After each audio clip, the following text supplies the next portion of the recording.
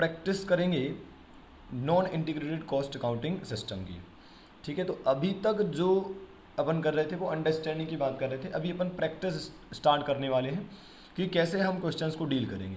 तो अब आपकी अंडरस्टैंडिंग थोड़ा सा और बढ़ेगी, है ना। चलो तो स्टार्ट करते हैं, और मुझे आपकी बहुत हेल्प लगेगी इसके क्वेश्चंस करने में। ठीक बात है, तो मैं हर एक ट्रांजेक्शन बोलने के बाद आपसे कहूँगा कि आप भी सोचो थोड़ा सा, मतलब आपको सोचते हुए चलना है। ठीक है, थोड़ा सा टाइम आपको बीच बीच में ऐसा मिलता रहेगा कि जैसे ही अपन ट्रांजेक्शन पढ़ेंगे तो आपको भी सोचना है कि उसका जर्नल एंट्री क्या होगा। हालांकि अभी स्टार्टिंग में आपको थोड़ी सी प्रॉब्लम होगी, बाद में जब अपन 2-4 क्वेश्चन कर चुके होंगे आपको बहुत नॉर्मल लगने लगेगा ये, है ना। चलो तो सुनना। As on 31st March 2013, the following balances exist in a firm's cost ledger। ठीक है, ये बैलेंसेस दिए हैं, स्टोर लेजर का बैलेंस दिया है, WIP का बैलेंस दिया है, फिनिश्ड स्टॉक का बैलेंस दिया है, मैन्युफैक्चरिंग ओवरहेड का बैलेंस दिया है, कॉस्ट लेजर कंट्रोल अकाउंट का बैलेंस दिया है। आप देख सकते हैं भाई ये ट्रायल बैलेंस है, सिंस ट्रायल बैलेंस ही बना हुआ है, बोला नहीं पर ट्रायल बैलेंस ही है। आप देखो ये और ये टोटल मैच होता हुआ दिखेगा आपको, है ना, डेबिट और क्रेडिट का टोटल आपको बराबर दिखेगा। During the next 3 month the following items arose. Finished product at cost, ऐसे करके बहुत सारे आइटम दिए हुए हैं। ठीक है, और भी आइटम दिए, अपन पढ़ लेते हैं पहले, लास्ट में पूछा क्या गया है। You are required to pass the journal entries. इसके अलावा write up the accounts and schedule, मतलब लेजर बनाने हैं। Stating what each balance represent, यह बताते हुए कि किस चीज़ का बैलेंस क्या बताता है। ठीक है, तो कुल मिलाकर ये कंप्लीट क्वेश्चन है। जर्नल एंट्री करना भी सीख जाएंगे, लेजर बनाने भी सीख जाएंगे, उनको इंटरप्रेट करना भी सीख जाएंगे। ठीक है, वैसे एग्जाम में लेजर ही 99% आते हैं, जो आपकी जर्नल एंट्री है वो बहुत रेयरली पूछी जाती है ना। पर ठीक है, एक बार अंडरस्टैंड कर लेंगे तो उसमें क्या है, लेजर बनाती बनता है मतलब जर्नल बनाती बनता है, जर्नल बनाती बनता है इसका मतलब लेजर बनाती बनता है ना, ये तो सिंपल सी बात है। चलो तो अपने पास 5 अकाउंट के बैलेंस दिए हुए हैं, उसके अलावा कुछ ट्रांजैक्शन हमारे आंखों के सामने है। हमें क्या करना है, हर एक ट्रांजैक्शन को का एंट्री पास करना है। ठीक है, तो चलो स्टार्ट करते हैं अपन यहाँ से। ठीक है, ये रहा आपका क्वेश्चन। अभी जो बैलेंसेस दिए इनका तो कोई एंट्री पास होता नहीं, तो इनको मैं इग्नोर कर रहा हूँ और पहले ट्रांजैक्शन पर आते हैं। हर ट्रांजैक्शन की एंट्री पास करेंगे, है ना। और ये क्वेश्चन है हमारा क्वेश्चन नंबर 2, और यहाँ हेडिंग डाल देता हूँ जर्नल एंट्रीज। ठीक है, चलो तो आ जाइए भाई, और सबसे पहले अपन बात करते हैं सबसे पहले ट्रांजैक्शन की। ठीक है, लिखा है फिनिश्ड प्रोडक्ट एट कॉस्ट। अब मजे की बात क्या है, ये आपसे हर बात डायरेक्ट नहीं बोलेंगे, ये इनडायरेक्ट तरीके से आपसे बोलेंगे, है ना। उसको समझना आपका काम होगा, और आप बिलीव करिए 1-2 बार में आप समझ जाएंगे, उसके बाद हर बार वही होना है, कुछ बहुत भारी प्रॉब्लम नहीं है, है ना। तो देखना, फिनिश्ड प्रोडक्ट एट कॉस्ट बोला है। अब बताओ कौन सा अकाउंट था जहाँ से हम फिनिश गुड में जाते थे। आप याद करिए, WIP कहाँ जाता है, WIP ही तो फिनिश गुड में जाता है। तो हकीकत में उन्हें क्या बोलना था, वो एक्चुअल में ये बोलना चाहते थे कि WIP is transfer to finished good with this amount, पर उन्होंने ये नहीं कहा, उन्होंने सीधे फिनिश गुड का आपको अमाउंट दे दिया, है ना। तो इसका मतलब हमें काई की एंट्री पास करनी है, WIP टू फिनिश गुड। या यूँ समझ लीजिए कि जो WIP अकाउंट बनता है ना, उसमें इधर डेबिट में कुछ तो भी आता है, फिर WIP कहाँ ट्रांसफर होता है, फिनिश गुड में। तो जब अपन यहाँ फिनिश गुड लिखते हैं ना, तो वो अमाउंट जो यहाँ पर आता है, इस अमाउंट को 2 तरीके से हम बोल सकते हैं। या तो सिंपल बोलो WIP is transfer to finish good, और या फिर वो सीधे बोल देंगे finished product at cost 2,10,835। Clear है ये बात। तो एंट्री क्या होगी भाई, फिनिश गुड बढ़ गया, WIP कम हो गया, तो finish good ledger control account debit to WIP ledger control account. ठीक है, इसको मैं हटा देता हूँ और यहाँ पर एंट्री पास कर देता हूँ, finish goods ledger control account to WIP ledger control account. ठीक है, अमाउंट कितना है, 2,10,835, 2,10,835। सहमत हो आप, है ना। आराम से सोचते भी चलना, और कुछ डाउट हो तो आप मुझसे पूछ लेना, कोई इशू नहीं है। सेकंड क्या है भाई, मैन्युफैक्चरिंग ओवरहेड इनकर्ड। तो कोई भी खर्चे के इनकर होने का एंट्री क्या होता है, खर्चा डेबिट टू कैश, कैश की जगह अपन लिखते हैं CLC, तो यहाँ पर खर्चे का नाम क्या है, मैन्युफैक्चरिंग ओवरहेड इनकर्ड, तो manufacturing overhead control account debit हो जाएगा। और 2 CLC अमाउंट कितना है 91510, ठीक है। अच्छा, एक और बात ध्यान रखें, ये मैन्युफैक्चरिंग ओवरहेड क्या है, ये मैन्युफैक्चरिंग ओवरहेड क्या है, इसी का नाम है प्रोडक्शन ओवरहेड, इसी को हम बोलते हैं फैक्ट्री ओवरहेड, ठीक है, इसी को हम बोलते हैं वर्क्स ओवरहेड। तो ये एक ही नाम है सारे, है ना, कभी भी कुछ भी बोले आप समझ जाना, ठीक है। तो चलो थर्ड एंट्री पर चलते हैं। थर्ड एंट्री क्या है भाई, रॉ मटेरियल परचेस्ड। तो रॉ मटेरियल खरीदोगे तो स्टोर बढ़ जाएगा, तो store ledger control account debit होना चाहिए। और किससे खरीदा है, कैश में खरीदा होगा या उधार खरीदा होगा, इन बोथ दी केसेस हम क्या करते हैं 2 CLC लिखते हैं। तो store ledger control account debit 2 CLC, ठीक है। कैश की जगह मैंने क्या लिखा है, कॉस्ट लेजर कंट्रोल अकाउंट 1,23,000, 1,23,000, ठीक है। फोर्थ एंट्री पर आ जाते हैं। फोर्थ एंट्री क्या है भाई, फैक्ट्री वेजेस दिया है और उसी के नीचे लिखा है इनडायरेक्ट वेजेस। इसका मतलब ये हुआ कि ये फैक्ट्री वेजेस का मतलब यहाँ पर क्या है, डायरेक्ट वेजेस, ठीक है, क्योंकि नीचे इनडायरेक्ट वेजेस अलग से दिया है। तो इन दोनों का टोटल करके पहले हम एक वेजेस की एंट्री पास करेंगे। तो आप एक काम करो, आप कैलसी पर जोड़ लो 50,530 प्लस 21,665, तो ये आ रहा है 72,195। तो पहले हम क्या एंट्री पास करेंगे, ध्यान से, है ना, यहाँ गड़बड़ हो सकती है। वेजेस कंट्रोल अकाउंट डेबिट, ये उन्होंने बोला नहीं पर ये हमें करना है 2 CLC। टोटल आ रहा है दोनों का 72,195, तो यहाँ लिखेंगे 72,195, 72,195।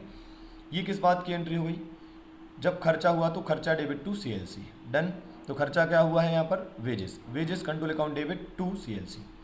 अब क्या होगा, अब एंट्री पास होगी, जो ये टोटल वेजेस है इसमें से जो डायरेक्ट वेजेस है वो WIP में जाएगा और जो इनडायरेक्ट वेजेस है वो फैक्ट्री ओवरहेड में जाएगा। तो देखना, फैक्ट्री नहीं, पहले अपन लिख देते हैं WIP लेजर कंट्रोल अकाउंट कितना हो जाएगा 50,530, 2 हो जाएगा आपका वेजेस कंट्रोल अकाउंट, ठीक है, और ये भी कितना हो जाएगा 50,530, ठीक बात है। तो भाई वेजेस का एक पोर्शन जो डायरेक्ट वेजेस था वो कहाँ चला गया, WIP लेजर कंट्रोल अकाउंट में, ठीक है। अब देखो आगे क्या होगा, sixth entry factory overhead control account. भाई इनडायरेक्ट वेजेस कहाँ जाता है, फैक्ट्री ओवरहेड कंट्रोल अकाउंट में। और 2 वेजेस कंट्रोल अकाउंट, और ये कितना है 21,665। तो अब आप चेक कर सकते हैं कि वेजेस डेबिट हुआ था 72,195 से, एक बार क्रेडिट हुआ 50,530, एक बार हुआ 21,665 और फाइनली ये खत्म हो गया, ठीक बात है, डेबिट और क्रेडिट निल हो गया, ठीक है। तो ये तो बहुत आसान हो गया, वैसे भी किसी खर्चे का बैलेंस होता नहीं है तो वैसे भी बैलेंस नहीं बचना था, है ना। ओके, वेजेस वाला काम खत्म हो गया। अब देखो क्या है भाई, कॉस्ट ऑफ सेल, अगेन मज़ेदार बात। और इस बार देखो क्या है, आप याद करो बेटा कॉस्ट ऑफ सेल कहाँ आता था। तो हम जब ऐसा कुछ होता था, देखो मैं बता रहा हूँ, WIP कहाँ जाता है, फिनिश गुड में, फिनिश गुड कहाँ जाता है, कॉस्ट ऑफ सेल में। तो अगर उनको WIP से फिनिश गुड में ट्रांसफ़र बोलना है तो एक तरीका क्या है, WIP is transfer to finish good, या फिर दूसरा तरीका क्या है, सीधे फिनिश गुड का अमाउंट लिख दो, ठीक है। ऐसे ही दूसरा तरीका, फिनिश गुड जब कॉस्ट ऑफ सेल में जाता है तो आप बोल दो finish good transfer to cost of sale, या फिर आप सीधा कॉस्ट ऑफ सेल का अमाउंट दे दो, तो भी हम क्या मान लेंगे कि अच्छा फिनिश गुड से कॉस्ट ऑफ सेल में गया हुआ। या यूँ समझ लो कि finish good ledger control account बनता है, इधर WIP से माल आ जाता है फिनिश गुड में, WIP मतलब फैक्ट्री, ठीक है, और फिर ये कहाँ चला जाता है, ये चला जाता है कॉस्ट ऑफ सेल में और कुछ बच जाता है, समझ रहे हैं हम बात को। तो ये कॉस्ट ऑफ सेल ऐसे आता है कि finish good cost of sale में ट्रांसफ़र हुआ है, ऐसा उन्हें बोलना है तो वो केवल कॉस्ट ऑफ सेल का अमाउंट दे देते हैं ना, ठीक है। तो ये हैं जो छोटी मोटी बातें अंडरस्टैंडिंग की थोड़ी सी, है ना। तो क्या एंट्री पास करूं, cost of sale account debit to finish goods ledger control account, ठीक है। और अमाउंट कितना आएगा, 1,85,890, 1,85,890। सहमत हैं आप? ओके। और आगे बढ़ते हैं भाई, अब आ जाते हैं मटेरियल इशूड टू प्रोडक्शन, मतलब स्टोर से माल कहाँ पर गया है, बताइए बताइए, स्टोर से माल कहाँ गया है, WIP फैक्ट्री में। तो क्या एंट्री होगी, स्टोर कम हो गया, WIP बढ़ गया, तो क्या एंट्री पास करेंगे, WIP ledger control account debit, WIP ledger control account debit to, क्या करूँ, स्टोर लेजर कंट्रोल अकाउंट। कितना अमाउंट आ जाएगा भाई, 1,27,315, 1,27,315। डन। ओके, तो बहुत आसान है, कोई प्रॉब्लम नहीं है। 9th पर चलते हैं। अब लिखा है आगे सेल्स रिटर्न एट कॉस्ट, ये थोड़ा सा ध्यान देने वाली बात है ना, इसमें बच्चे गलतियां करते हैं, इसलिए ध्यान से सुन लेना। सेल्स रिटर्न एट कॉस्ट मतलब क्या, ये आपका फिनिश गुड अकाउंट है, ये आपका कॉस्ट ऑफ सेल है, ठीक है। सपोज आपने क्या करा था, 20,000 रुपये का माल ट्रांसफ़र किया था कॉस्ट ऑफ सेल में, तो कॉस्ट ऑफ सेल के डेबिट में होगा 20,000, ठीक बात है, फिनिश गुड के नाम से, और ये कॉस्ट ऑफ सेल में आपने भेजा था 20,000, ठीक है। सहमत हैं आप इस बात से? फिनिश गुड के क्रेडिट साइड में लिखा था आपने कॉस्ट ऑफ सेल के नाम से 20,000, मतलब 20,000 का माल आपने बेचा है, तो कॉस्ट ऑफ सेल अकाउंट में फिनिश गुड के नाम से आ गया 20,000, है ना, ये KG नहीं है, रुपीज़ है, सॉरी ये K है, K मतलब हज़ार, है ना। ओके, तो अब क्या भाई, ऐसा भी तो हो सकता है कि कुछ माल वापस आ जाए, तो भाई इनका कहना है 5,380 का माल वापस आया है, तो बताओ अगर वापस आएगा तो फिनिश गुड, मतलब जहाँ वेयर हाउस में जहाँ फिनिश गुड रखे वहाँ पर माल बढ़ेगा कि नहीं बढ़ेगा, ऑब्वियसली बढ़ेगा। तुमने किसी को माल बेचा था, वापस आ गया, वापस आएगा तो तुम्हारे वेयर हाउस में माल और बढ़ जाएगा ना, मतलब फिनिश गुड क्या होगा, बढ़ेगा। इधर से इधर आया है, उल्टा हुआ है, तो इस केस में इसका मतलब फिनिश गुड अब आपका बढ़ेगा और कॉस्ट ऑफ सेल क्या हो जाएगा, आपका कम हो जाएगा। सहमत हो आप मेरी बात से? आपने पहले माल बेचा था, अभी वो वापस आया है, तो आपका जो वेयर हाउस उसमें माल और बढ़ गया, तो फिनिश गुड बढ़ जाएगा, तो बढ़ेगा तो इस साइड बढ़ेगा, ठीक बात है, और कॉस्ट ऑफ सेल क्या है, वो कम हो जाएगा, तो वो इस साइड लिखना पड़ेगा, ठीक है भाई। तो अब इसकी एंट्री क्या पास होगी, इसकी एंट्री पास होगी finished goods, finish goods ledger control account to cost of sale account. अब क्लियर अंडरस्टैंडिंग, आप सोचो, फिनिश गुड बढ़ गया है तो उसको डेबिट कर दिया, कॉस्ट ऑफ सेल कम हो गया है, भाई मान लो पहले 20,000 की लागत का माल बेचा था, अभी उसमें से 5,000 का वापस आ गया, तो 15,000 का बचाना है ना, तो ऐसे आप बोल सकते हो। तो यहाँ जाएगा 5,380, 5,380, है ना, ये फिगर यहाँ पर जो लिया था वो तो एग्जाम्पल था, है ना। ओके, चलो और आगे चलते हैं अपन, और बात करते हैं 10th एंट्री की, मटेरियल रिटर्न टू सप्लायर। क्या हुआ है, स्टोर में माल रखा था, हमने उसको उठाकर सप्लायर को वापस कर दिया, तो सप्लायर ने हमें कैश दिया होगा, तो देखो ना, स्टोर कम हुआ होगा क्योंकि हमने माल वापस किया है, और कैश आया है तो कैश की जगह हम लिखेंगे CLC, तो क्या एंट्री पास करेंगे, CLC cost ledger control account debit to store ledger control account, store ledger control account कितना, 2,900। सहमत हैं आप? स्टोर कम हो गया है और कैश आया तो कैश की जगह में लिख दिया CLC, ठीक है, बहुत अच्छा। अब क्या है, manufacturing overhead charge to production, बहुत अच्छा है ये भी ट्रांजेक्शन। देखो चार्ज मतलब क्या होता है, अब से ध्यान रखना, जब भी ये शब्द यूज हो, कौन से, देखो चार्ज्ड, अप्लाइड, ट्रांसफर्ड, ठीक है, चार्ज लिखा हो, अप्लाइड लिखा हो, एब्जॉर्ब लिखा हो, ट्रांसफर्ड लिखा हो, ऐसा कोई भी शब्द लिखा हो, इसका मतलब है कि किसी चीज़ को आगे भेजना, ट्रांसफ़र करना, किसी चीज़ को आगे भेजना। तो मैन्युफैक्चरिंग ओवरहेड कहाँ ट्रांसफ़र करे जाते हैं भाई, मैन्युफैक्चरिंग अकाउंट में सारे इनडायरेक्ट खर्चे एक साथ हो जाते हैं, फिर वो सारे इनडायरेक्ट खर्चे फाइनली कहाँ जाते हैं, टू प्रोडक्शन, प्रोडक्शन मतलब क्या, फैक्ट्री, फैक्ट्री मतलब क्या, WIP, हमारी लैंग्वेज में फैक्ट्री को हम WIP लेजर कंट्रोल अकाउंट बोलते हैं ना। तो मैन्युफैक्चरिंग ओवरहेड कहाँ जाने वाला है, WIP में, तो मतलब कुछ ऐसा हो गया कि फैक्ट्री ओवरहेड कहाँ जाने वाला है, WIP में, ठीक बात है। तो कौन बढ़ेगा और कौन घटेगा, WIP बढ़ जाएगा, फैक्ट्री ओवरहेड कम हो जाएगा। चलो तो देखो क्या करें, entry pass WIP ledger control account to factory overhead control account कितना 7720077200। ठीक है, ओके। तो ये तो हो गई हमारी सारी की सारी जर्नल एंट्रीज। आप इन्हें एक साथ देख लीजिए। एक तो अपन ने ये एंट्रीज पास करी हैं, ठीक है, ये सारी एंट्रीज हो गई। इसके अलावा ये हो गई आपकी सारी एंट्रीज, ठीक है। तो 11 एंट्री हमने टोटल पास करी हैं और अब हमें क्या करना है, अब हमें लेजर बनाने हैं, ठीक है। तो यार अपने पास स्पेस है बहुत कम, तो लेजर में बना नहीं सकता हूँ, तो मैं आपको डायरेक्ट सॉल्यूशन दिखाऊंगा और हाईलाइट करते जाऊँगा। मैं एक एक ट्रांजेक्शन पढ़ूंगा, उसके 2 इफेक्ट देने हैं, तो मैं जहाँ 2 इफेक्ट देने हैं मैं हाईलाइट करते जाऊँगा, ठीक है। ऐसा हमें करना पड़ेगा, ये हमारी मजबूरी है, पर ठीक है, आ जाएगा समझ में, घबराने की बात नहीं है, बस आप ध्यान से सुनना, ठीक है। तो अपन आ जाते हैं, सॉल्यूशन कहाँ है अपना, ये रहा, ठीक है, ये रहे अपने सारे लेजर्स। चलो तो अब अपन को लेजर बनाना सीखना है, ध्यान से सुनना आप, है ना। इन सबको तो पहले मैं हटा देता हूँ, ये सब जो भी यहाँ पर हाईलाइट कर रखा है इसको हटा देता हूँ, आराम से बात करते हैं अब, ठीक है। चलो तो सबसे पहले हमें क्या करना है, सारे लेजर्स बना लेने हैं, ठीक है, और उसके लिए कुछ कुछ स्पेस छोड़ के रख देना है। सारे लेजर एक साथ ही हमें बनाने पड़ेंगे ताकि हम डबल इफेक्ट देते चले, है ना। तो एक काम करते हैं, पहले तो आ जाओ लेजर कौन कौन से बनाने हैं। क्या बताया था आपको, सबसे पहले कॉस्ट लेजर की बात हुई थी कि कॉस्ट लेजर कंट्रोल अकाउंट बनाएंगे। सबसे पहले हम बनाएंगे cost ledger control account double effect देने के लिए, है ना। फिर हम बात करेंगे स्टोर लेजर कंट्रोल अकाउंट की, ये हमारा सेकंड लेजर होगा, ठीक है। थर्ड हम बात करेंगे WIP कंट्रोल अकाउंट की, ठीक है। फिर फिनिश गुड अकाउंट की, फिर मैन्युफैक्चरिंग ओवरहेड कंट्रोल अकाउंट की। मैन्युफैक्चरिंग ओवरहेड आप चाहते तो WIP के पहले भी बना सकते थे, ठीक है। फिर वेजेस कंट्रोल अकाउंट दिया है, ये भी आप स्टार्टिंग में बना सकते थे।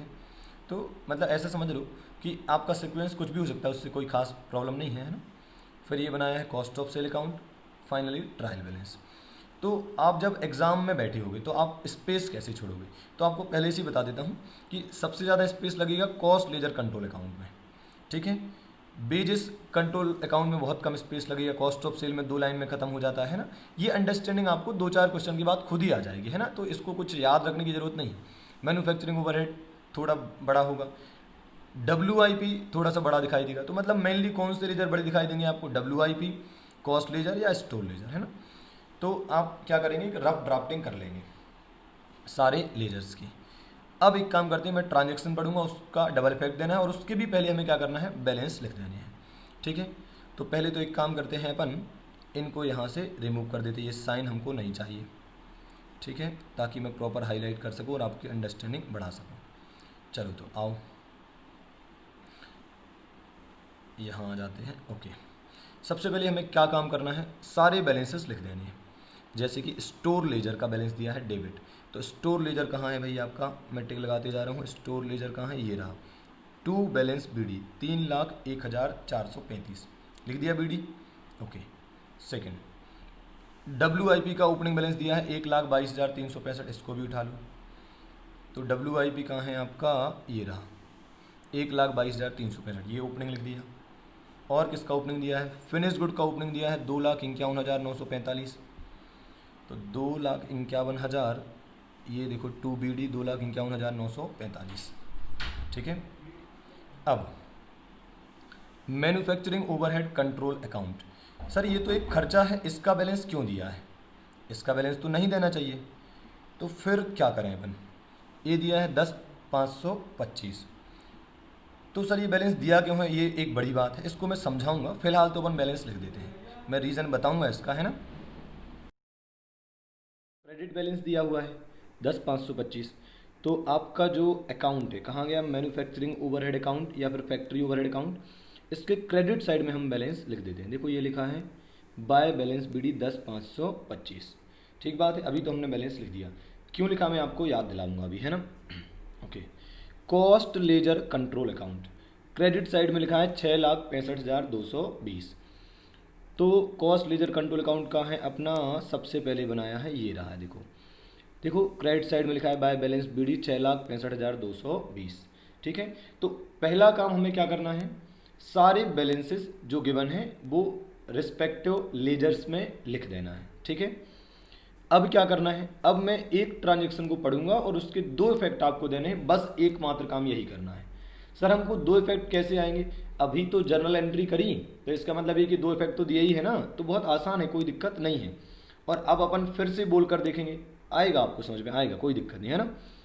तो फर्स्ट ट्रांजेक्शन है फिनिश्ड प्रोडक्ट एट कॉस्ट 2,10,835।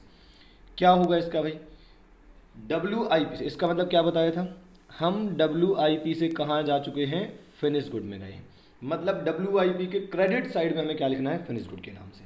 वैसे एंट्री क्या पास हुई होगी, finish good ledger control account debit to WIP ledger control account, और ये एंट्री अपन ने भी करी थी, ठीक बात है। तो अब आ जाते हैं अपन कौन से अकाउंट में, आपका WIP अकाउंट कहाँ गया, ये रहा WIP अकाउंट। आप देख सकते हैं इसके क्रेडिट साइड में मैंने क्या लिखा है, finish good ledger control account 2,10,835, ठीक है। तो WIP से हम कहाँ पर गए हैं, WIP जब कंप्लीट हो जाता है तो उसको कहाँ ट्रांसफर करा जाता है, finish good ledger control account में। तो ये आ गया 2,10,835। इसका दूसरा इफेक्ट जाएगा finish good ledger control account में, तो finish good ledger control account की किस साइड में आएगा, डेबिट साइड में आएगा। तो देखो WIP के नाम से ये आ गया 2,10,835। बस इतना करते जाओ कि दो इफेक्ट आपके होते जाए, है ना। चलो अगला क्या है, मैन्युफैक्चरिंग ओवरहेड इनकर्ड।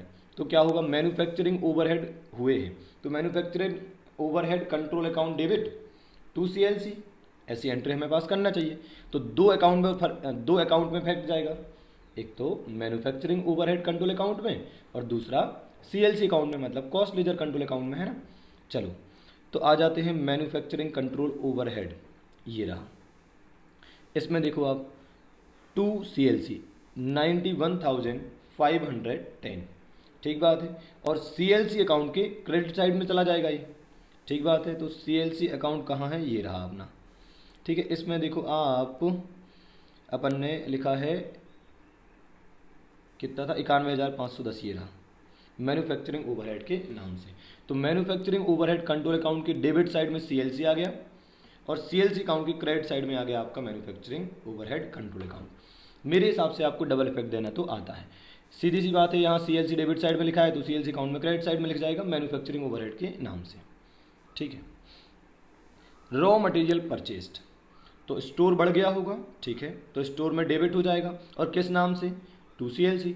तो रॉ मटेरियल परचेस्ड की एंट्री क्या होगी, store ledger control account debit to CLC, मतलब कॉस्ट लेजर कंट्रोल अकाउंट, ठीक है।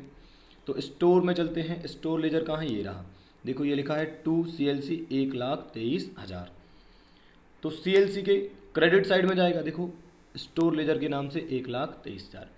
तो डबल इफेक्ट देते तो आप पे आराम से बन जाएगा, ठीक है। फिर क्या है, फैक्ट्री वेजेस, मतलब डायरेक्ट वेजेस। तो पहले हमें इसकी कौन सी एंट्री पास करनी होती है, हमें पहले wages control account debit to CLC, और इन दोनों को मिलाकर हम एक एंट्री पास करते हैं, जो कभी गिवन नहीं होगी, हमें अपने मन से पास करनी होती है वो, है ना। तो wages control account debit to CLC और इन दोनों का टोटल आ जाएगा, ठीक है। वो एंट्री हमने पास की भी थी, है ना। आपके पास जर्नल एंट्रीज ओपन होनी चाहिए। अब देखो ये की थी हमने कंबाइन एंट्री, ठीक है। तो वेजेस कंट्रोल अकाउंट के डेबिट में आ जाएगा 2 CLC, कहाँ गया, ये रहा, वेजेस कंट्रोल अकाउंट के डेबिट में 2 CLC आ गया, कितना आ गया, 72,195। तो CLC के क्रेडिट साइड में लिखेंगे हम, तो CLC की क्रेडिट में देखो अब wages control account debit wages control account 72,195, ठीक बात है।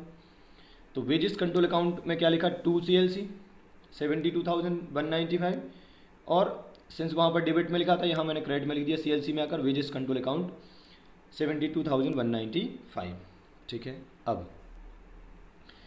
अब डायरेक्ट वेजेस और इनडायरेक्ट वेजेस को हमें भेजना है, तो वो तो देखो अपन डायरेक्ट ही कर सकते हैं। वेजेस कंट्रोल अकाउंट कहाँ है भाई, ये रहा। डायरेक्ट वेजेस कहाँ चली जाएगी, बाय WIP के नाम से 50,530 ये चले गए, और मैन्युफैक्चरिंग ओवरहेड कंट्रोल अकाउंट ये इनडायरेक्ट वेजेस चली जाएगी, ये थी 21,665। गलती से भी भूल मत जाना, अगर आपने यहाँ दो अमाउंट लिखे तो इनका दूसरा इफेक्ट भी तो कहीं जाएगा, एक तो WIP अकाउंट में और दूसरा मैन्युफैक्चरिंग ओवरहेड कंट्रोल अकाउंट में। तो WIP अकाउंट कहाँ पर है अपना, उसके डेबिट में लिखना पड़ेगा ना, यहाँ आपने लिखा है वेजेस कंट्रोल अकाउंट के क्रेडिट साइड में WIP, ठीक है। तो WIP के डेबिट साइड में आ जाओ। अब देखो वेजेस कंट्रोल अकाउंट 50,530। ऐसे ही मैन्युफैक्चरिंग ओवरहेड जो है 21,665, इस अकाउंट में भी हमें जाना पड़ेगा। तो मैन्युफैक्चरिंग ओवरहेड अपना ये रहा, देखो वेजेस के नाम से ये आ गया 21,665। ठीक बात है, बस इतना काम आपको करते जाना है।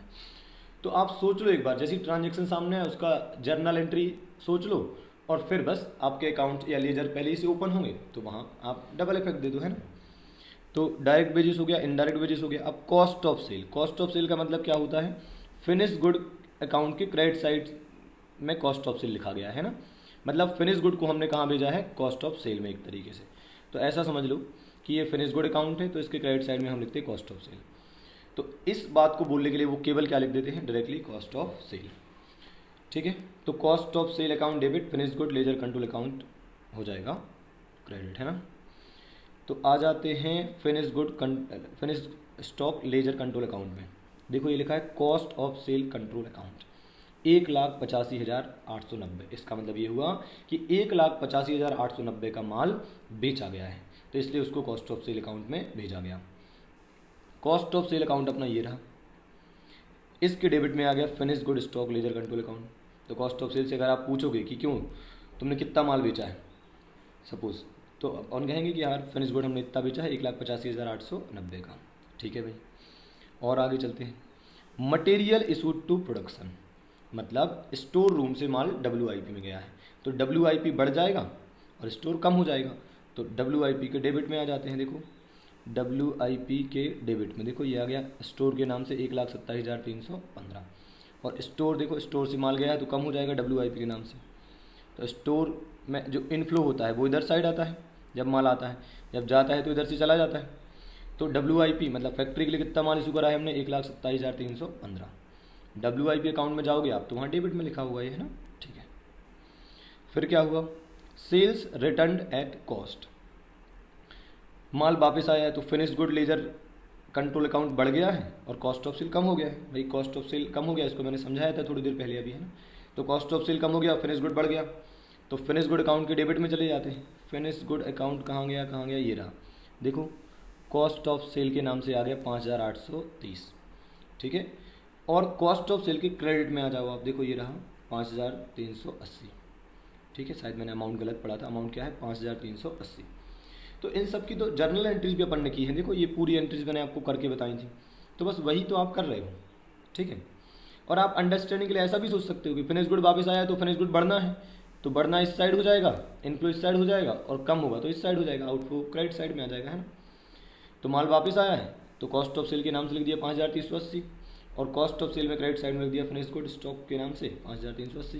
भाई कॉस्ट ऑफ सेल कम हो गया है, बेचा 1,85,890 का माल था पर उसमें से 5,380 का माल कम हो गया, है ना। तो नेट जो है वो बिका कहलाया, है ना। तो अपन ने क्या करा, अभी तक हर ट्रांजेक्शन के दो इफेक्ट अपन देते जा रहे हैं। अब क्या है, मटेरियल रिटर्न टू सप्लायर्स, हमने मटेरियल वापस करा है तो स्टोर कम हो गया होगा और कैश आया होगा, तो मतलब CLC, तो CLC debit to store ledger. ठीक है, तो स्टोर लेजर में 2900 का इफेक्ट देना पड़ेगा। स्टोर लेजर देखो कम हो गया है 2900 से, और लिख दिया हमने CLC।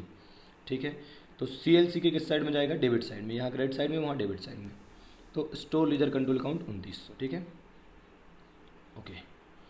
फिर देखो आप manufacturing overhead charge to production, मतलब manufacturing overhead is transfer to production, मतलब manufacturing overhead is transfer to WIP, ये सब एक ही बात है। तो ओवरहेड को हम कहाँ भेजते थे, फाइनली प्रोडक्शन पे चार्ज करते थे, मतलब WIP पे चार्ज कर देते थे। तो बस हमें वही करना है, फैक्ट्री ओवरहेड या मैन्युफैक्चरिंग ओवरहेड कंट्रोल अकाउंट में आ जाओ, कहाँ गया, ये रहा। देखो WIP में हमने कितना भेज दिया, 77200, 77,200। तो WIP के डेबिट में दिखेगा 70,200, देखो ये दिख रहा है मैन्युफैक्चरिंग ओवरहेड कंट्रोल अकाउंट के नाम से। ठीक है, और आगे चलते हैं। चलो, तो सारे ट्रांजेक्शन के हमने डबल इफेक्ट दे दिए। अब तो केवल सॉल्यूशन ही देखना है, क्वेश्चन देखने की ज़रूरत नहीं है। तो प्रोसेस क्या समझ में आया अभी तक, प्रोसेस ये है भाई कि पहले आप ओपनिंग बैलेंसेस लिख दो हर चीज़ के, ठीक है, और फिर हर ट्रांजेक्शन के दो इफेक्ट देते चलो, और फाइनल थर्ड स्टेज में हमें क्या करना है, बैलेंसिंग करना है, तो हमारा काम हो जाएगा। तो आइए एक एक अकाउंट की बैलेंसिंग करते हैं। हम शुरू करेंगे हमेशा स्टोर लेजर से, ठीक है, ये हमारा मेनली पहला लेजर होता है। तो तो स्टोर लेजर की बात करते हैं। स्टोर लेजर में कुछ बचा है क्या, जहाँ जहाँ टिक लग गया है उसे छोड़ दो आप। तो इसका मतलब ये कि जो बचा वो बैलेंस है। तो देखो आपको ये दिख रहा है बैलेंस CD 2,94,220। कैसे आया होगा, ये डेबिट साइड है, ये दोनों घटा दो आप। भाई इतना माल आया था, उसमें से इतना कहीं ना कहीं चला गया, तो जो बचा है वो कितना है, 2,94,220। ठीक है, तो यहाँ पर हमारा स्टोर लेजर खत्म होता है। जो जो खत्म होते जाएंगे मैं उसको हाईलाइट करते जाऊँगा कि अब इस पर दोबारा आने की ज़रूरत नहीं है। इसका बैलेंस आ चुका है 2,94,220। ठीक है, डन। अगला लेजर है हमारा WIP। WIP में देखो आप, ये सब जगह टिक हो गया था, देखो ये चारों टिक हो गए हैं। तो लेफ्ट हैंड साइड मतलब डेबिट साइड तो आपका पूरा खत्म हो चुका है। क्रेडिट साइड में देखो आप, इतना जा चुका है, तो देखना इतने का काम हुआ है, इतना खर्चा हुआ है, जो काम हुआ है उस पर इतना खर्चा हुआ है। ठीक है, फाइनली 2,10,835 का माल बनकर आगे चला गया।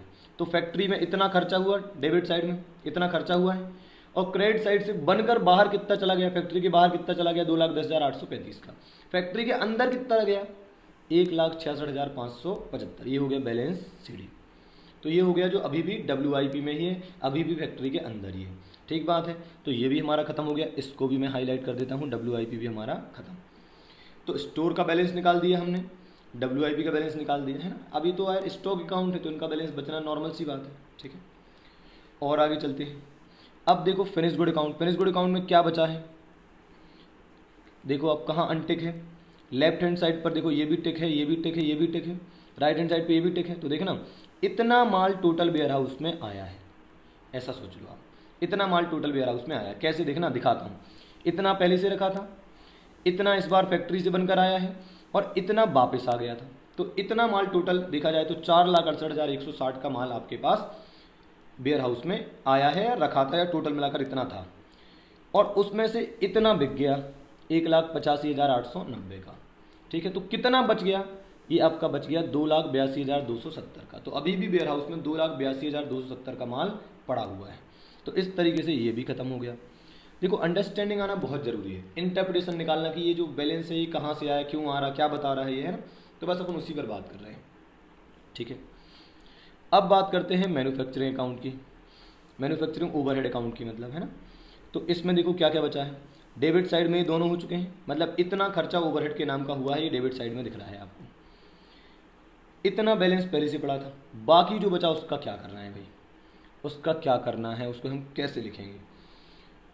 तो दिखाता हूँ आपको। डेबिट में ये हो गया, ये हो गया, इतना खर्चा आपने किया है, इतना ये BD पड़ा है, इतना आप आगे भेज चुके हो WIP में। मतलब बच कितना गया है बैलेंस, इतना बच गया 25,480 का। समझ रहे हैं आप, 25,480 नहीं, सॉरी 25,450 का बैलेंस बच गया। अब यहाँ पर मुझे थोड़ा सा डिस्कशन करना है, तो थोड़ा फ्रीज करते हैं इस बात को। हमने स्टोर लेजर ख़त्म कर लिया है, हमने WIP ख़त्म कर लिया है, हमने फिनिश गुड लेजर भी बना लिया है। अब हम मैन्युफैक्चरिंग ओवरहेड नाम के अकाउंट पर आ चुके हैं। इसमें जहाँ जहाँ टिक लग चुके हैं वो तो मैं आपको बता ही चुका हूँ। अब केवल बात यह है कि इसका जो बैलेंस बचा है, मतलब ये जो बैलेंस CD दिख रहा है ना आपको 25,450, इसका क्या करना है, और ये बैलेंस क्यों आ रहा है जबकि ये तो खर्चा है। तो इसका जवाब ये है कि आप याद करो, जब मैंने आपको ओवरहेड नाम का चैप्टर पढ़ाया था, अगर आपने वो नहीं पढ़ा है तो प्लीज़ आपको वो पहले पढ़ लेना चाहिए, है ना। तो ओवरहेड चैप्टर जो पढ़ाया था उसमें मैंने आपको बताया था कि जो अंडर रिकवरी या ओवर रिकवरी जो होती है उसका ट्रीटमेंट क्या होता है। तो मैंने आपको वहाँ पर 3 ट्रीटमेंट बताए थे। एक मैंने बताया था कि आप प्रोडक्शन पे चार्ज कर दो, मतलब जो फिनिश गुड पड़े हुए हैं, जो WIP पड़े हुए हैं उस पर आप चार्ज कर दो। ठीक है, दूसरा ट्रीटमेंट मैंने आपको बताया था कि कॉस्टिंग PNL में ट्रांसफ़र कर दो। ठीक है, जो भी अंडर रिकवरी हुई है या जो ओवर रिकवरी हुई है उसको सीधा कॉस्टिंग PNL में ट्रांसफ़र कर दो। तीसरा ट्रीटमेंट जो मैंने आपको बताया था वो था कि आप कैरी फॉरवर्ड कर दो टू दी नेक्स्ट पीरियड। भाई इस पीरियड में अंडर रिकवरी हुई तो अगली पीरियड में इसको ट्रांसफर कर दो, अगली पीरियड में अपन वो वसूल लेंगे। भाई इस बार कस्टमर से कम वसूल पाए तो अगली बार ज़्यादा वसूल लेंगे, ऐसा सिस्टम चलते रहो। तो हर बार हम क्या करें, उसको कैरी फॉरवर्ड करते जाए। ऐसे अलग अलग सिस्टम होते हैं। तो अब समझ रहे हैं आप। तो आप बताओ कि क्वेश्चन में मैन्युफैक्चरिंग ओवरहेड कंट्रोल अकाउंट का बैलेंस क्यों दिया था। उस बैलेंस के देने का मतलब ये है कि ये वाली जो कंपनी है ये ओवरहेड की अंडर रिकवरी या ओवर रिकवरी को कैसे ट्रीट करती है, अगले पीरियड में ट्रांसफर करके। वापस बोलता हूँ, 3 ट्रीटमेंट हमारे पास अवेलेबल होते हैं अंडर रिकवरी या ओवर रिकवरी को डील करने के। तो सिंस इस कंपनी में, मतलब जिस क्वेश्चन को हम पढ़ रहे हैं, इस क्वेश्चन में मैन्युफैक्चरिंग ओवरहेड कंट्रोल अकाउंट का बैलेंस दिया, इसका मतलब ये हर बार क्या करते हैं, अंडर रिकवरी या ओवर रिकवरी को कैरी फॉरवर्ड कर देते हैं।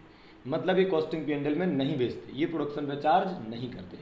ठीक बात है। तो इसलिए वो आपको बैलेंस के रूप में दिख रहा है, क्योंकि हम इसको CD लिखेंगे, मतलब ये अगली बार ब्रॉड फॉरवर्ड हो जाएगा। इस बार कैरी फॉरवर्ड लिखा, अगली बार ब्रॉड फॉरवर्ड हो जाएगा। ठीक है। तो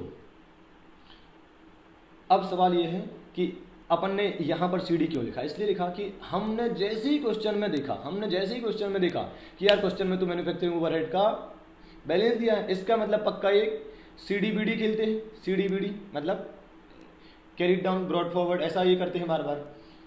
तो हमने भी क्या करा, इसका बैलेंस लिख के छोड़ दिया। ठीक है। तो यहाँ पर आप देखो कंक्लूड करते हैं। आप बताओ यहाँ पर बैलेंस क्यों लिखा है 25,450 का, क्योंकि आपने ओपनिंग दिया था हमारे लिए, तो हमने भी क्लोजिंग लिख के छोड़ दिया। नहीं तो हमारे पास एक और ऑप्शन क्या है कि हम यहाँ बैलेंस CD लिखने की जगह क्या लिख दें, CPL में ट्रांसफर कर दें 25,450 को। ठीक बात है।